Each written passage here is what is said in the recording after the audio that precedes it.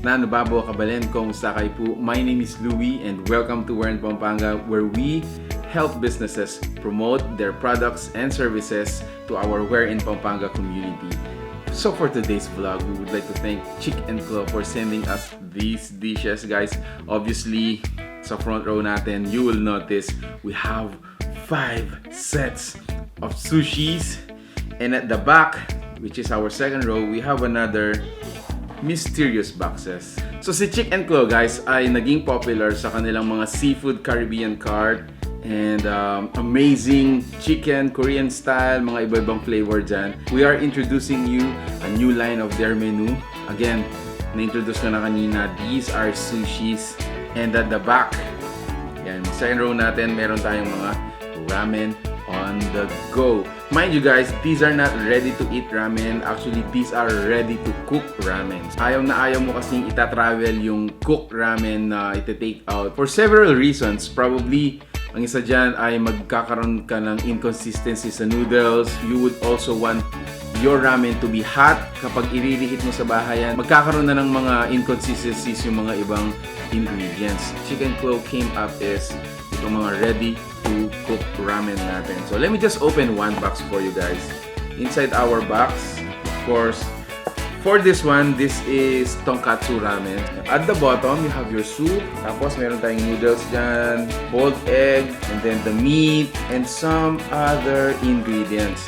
Kaya ang susunod natin gagawin, guys, we're gonna cook this sa kitchen natin, and we're gonna go back to taste it. Tara, samahan niyo ako.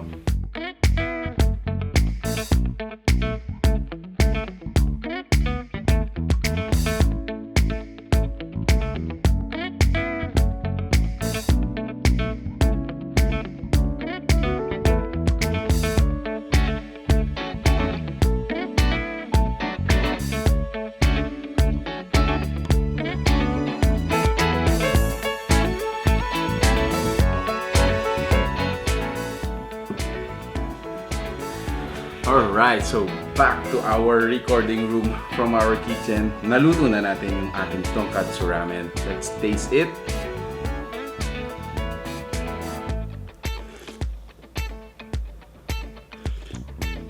Ooh, wow, this is really amazing. Let me introduce you again, guys. This is Chick and Claw's take-home ramen. Aside from the tonkatsu ramen, meron pa silang 4 na flavors. Ito yung seafood ramen. We also have akai ramen, which is yung red ramen. So meron din tayong midori ramen. And then lastly, meron tayong beef ramen. Pwede rin naman siyang spicy beef ramen.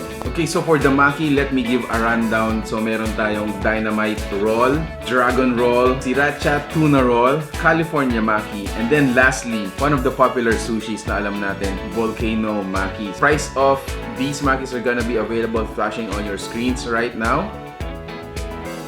Yeah, so habang mainit pa yung ramen natin, guys, I'm gonna taste it. Although we have 5 boxes of ramen, niluto ko lang yung isa for taste testing because I'm gonna keep this for later. So tikman natin yung kanilang meat.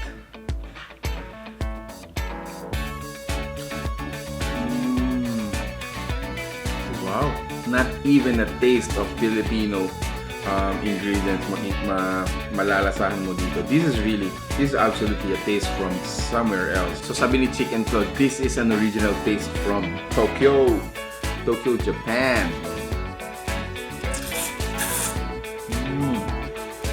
Don't you love a hot ramen bowl on a rainy afternoon?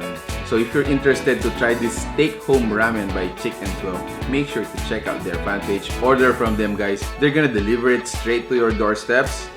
As of for me, guys, I'm gonna share this with my family. I'm gonna enjoy this with the rest of the afternoon. So thank you so much for watching We're in Pampanga.